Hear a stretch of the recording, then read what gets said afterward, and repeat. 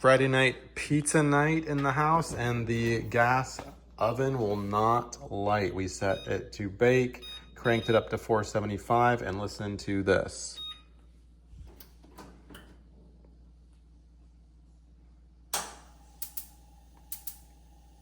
Gas is exiting. I hear the spark. Gas is smelled. You can smell it in the kitchen. I'm gonna click stop and then turn on the vent, open up the doors. This is not a safe situation. I'm gonna show you how I fix my gas oven in this video. So let's get started. I'm gonna take a peek behind the gas oven to see the gas line itself, and then very carefully pull out the oven and make sure that, of course, that gas line is not kinked at all or is being pulled too tight. Extreme caution here. Quarter turn, gas valve just turns up. Perpendicular is off, parallel is on. Just to confirm that it is off, I'm going to light the range. It does not light, so gas is off. And I'm going to unplug it as well. Keep in mind, I am no professional at all, so you'll want to take everything that you see with a grain of salt, do your due diligence, and hire a professional if you're not comfortable. You can take off the oven door by sliding these things up and then lifting on both ends and taking the door out. However, I'm choosing not to take the door out in this video because it's really not that big of a deal. I can easily reach. Got a long screwdriver here and some strong neck muscles. Haha, you'll see what I mean here in a minute. First things first, we're gonna take out the two long screws. It does take a while. You can obviously use a drill to back those off if you want to. So pretty long, and that just holds the bottom plate in.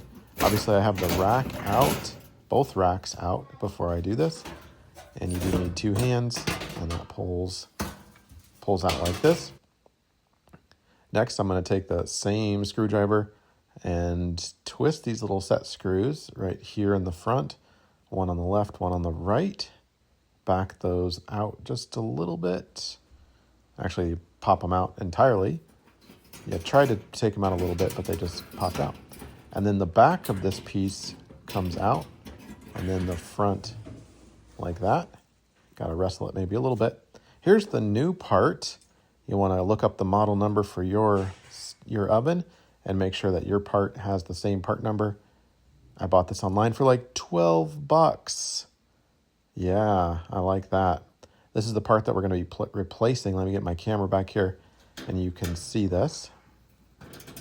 Now we're going to be removing the old part first, and this is the easy part. There's two set screws. One on the top and one on the bottom. There's the bottom one right there. So I've just got a little ratchet and we're backing those off. Nice and easy.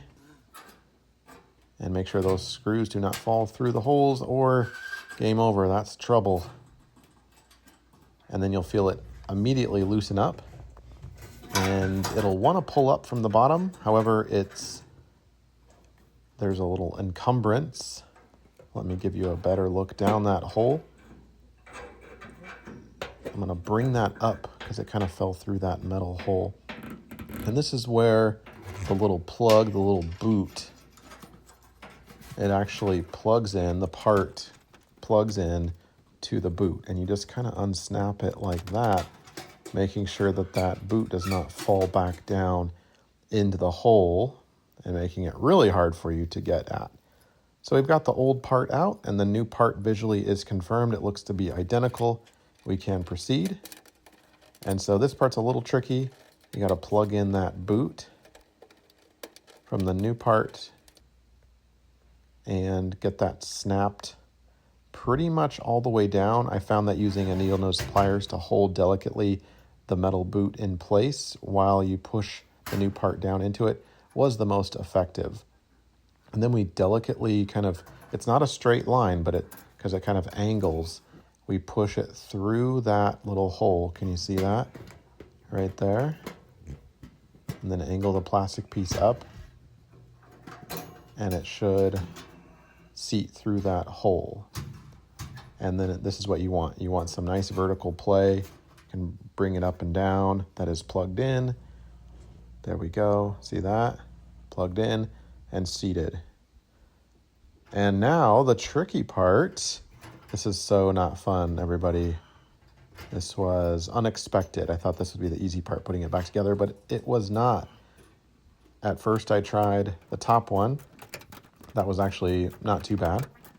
And then I couldn't reach the bottom one. So I undid the top one and tried the bottom one first. And I promise you, you will drop this screw. Again, make sure you don't drop it through the holes. Please put a cloth down. That will help tremendously. Doing the bottom one first definitely makes it more accessible. Yeah, so intuition says do the top one first, but I found that doing the bottom one first was better because then you can align the top hole, and I had to kind of like push it down for that hole to align. That was actually kind of frustrating. It couldn't get in, but then finally I made it work. And then we took the towel out.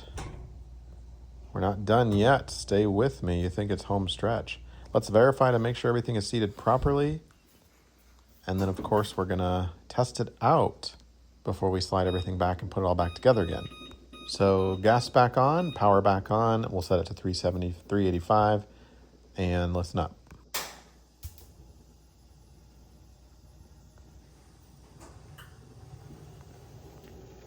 Yeah, baby, we're back in business. All right, you saw it for yourself. That seems to be working again. We'll turn it off and verify that it's off, and it wasn't on too long so that it would be hot. We can put everything back safely. To do so, we reverse it, but it's still kind of challenging. There's a couple of little slots back there. You put those through. You put the front on first and then the back slots, and then you can secure those front pieces with the 2 set screws earlier. They don't screw into anything. They just kind of like sit there, preventing it from wiggling, if that makes sense. So it'll just kind of go through that plate itself, but there's no backing or mount for it on the other side. We'll take a moment and actually clean this off a little bit. My cleaning skills not so great, but whatever. Nobody will see this probably, except for you all. We'll put the floor back in. The front side goes in and the back side kind of pops down.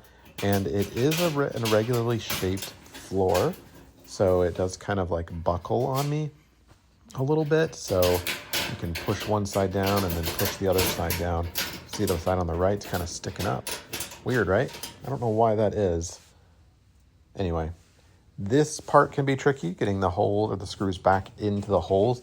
Sounds simple enough, but you're kind of blind. Maybe take that door off. I don't know. I was fine, but a few curse words and I made it work. So helps to get the camera back there. You can kind of see, put your flash on, and that's just a second pair of eyes. You want that screw to go through the hole and not just hit around it, right? You got to get that angle kind of perfect, but you can do it. All right.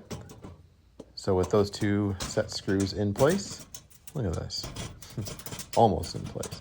We are just about done. I will cheat just a little bit and use my drill to get those going once I found those holes are aligned with the screw.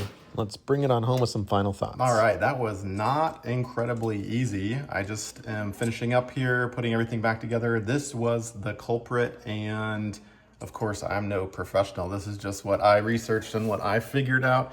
And this is obviously specific to my setup, so you'll want to do your due diligence and always take everything you see in this video and in other videos on YouTube with a grain of salt, because safety first, right? You could really get into some trouble.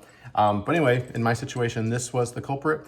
It was a pretty easy fix, very inexpensive fix. I think I spent like 11 bucks on this. Always make sure you read the instruction manual for your specific model to find the exact part to avoid returns and whatnot.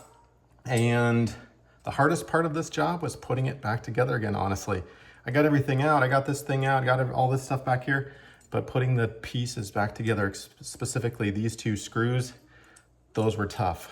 And then, yeah, I need a glass of water. Let's close this up and push it back to the wall safely, making sure that gas line does not bend. And we had already turned on the gas before when we tested it out and plugged it in. If you have not, make sure you do so before you put the oven back. We'll clean off the grates too, and we should be good to go. One final test once it's back, making sure. Yeah. It's working. Great. We are good. Hopefully this video has helped you out. Good luck to you and be safe.